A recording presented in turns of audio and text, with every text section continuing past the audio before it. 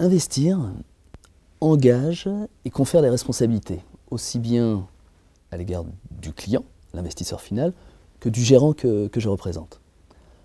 Engage et confère des responsabilités, ça veut dire quoi? Ça veut dire faire de la performance, réaliser des performances en adéquation avec les demandes du client, en maîtrisant le risque, c'est essentiel, mais ces deux éléments ne suffisent plus. Il faut en prendre un troisième élément en considération, à savoir l'impact de ces décisions sur le reste de la société. C'est clé. Ces trois éléments-là sont vraiment forment la pierre angulaire de notre politique d'investissement, à l'instar de ce que vous avez évoqué sur aujourd'hui 200 milliards de gestion collective.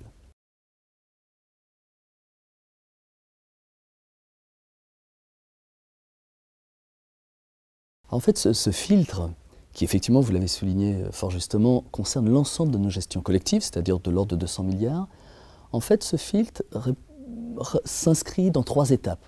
La première étape, la plus large, c'est de respecter les conventions des Nations Unies. C'est-à-dire qu'il y a globalement 10 principes qui s'appliquent, qui vont du respect des droits humains, au respect du droit du travail, l'anticorruption, le respect de l'environnement. Ça, c'est le premier cadre général. 10 principes qu'il convient de respecter, des engagements vis-à-vis de nos clients, des engagements vis-à-vis des entreprises dans lesquelles nous investissons. Ensuite, il y a un deuxième critère, plus contraignant, qui concerne ce qu'on appelle les secteurs à controverse. Le nucléaire, les centrales à charbon, l'armement, où là nous avons des politiques extrêmement strictes en matière d'investissement. Et puis enfin, il y a un troisième prisme, c'est l'exclusion pure et simple de sociétés qui travaillent dans des secteurs que nous voulons simplement exclure de nos portefeuilles, à savoir les armes à sous-munitions, l'extraction et la production de fibres d'amiante. Voilà. Ces trois critères-là s'accompagnent d'un quatrième facteur qui est très important, c'est la communication vis-à-vis de ces sociétés-là que nous contraignons ou que nous rejetons de nos portefeuilles. Le rejet sans communication, ça n'a pas de sens.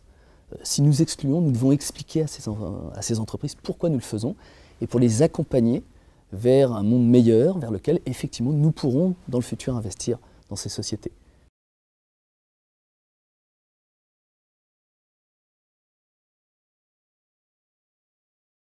Je crois qu'aujourd'hui, il est un devoir de professionnels, un devoir de citoyen d'expliquer ce que nous faisons pour éviter tout malentendu. En fait, en matière de communication vis-à-vis de notre clientèle, nous tâchons d'expliquer ce que nous faisons et ce que nous sommes.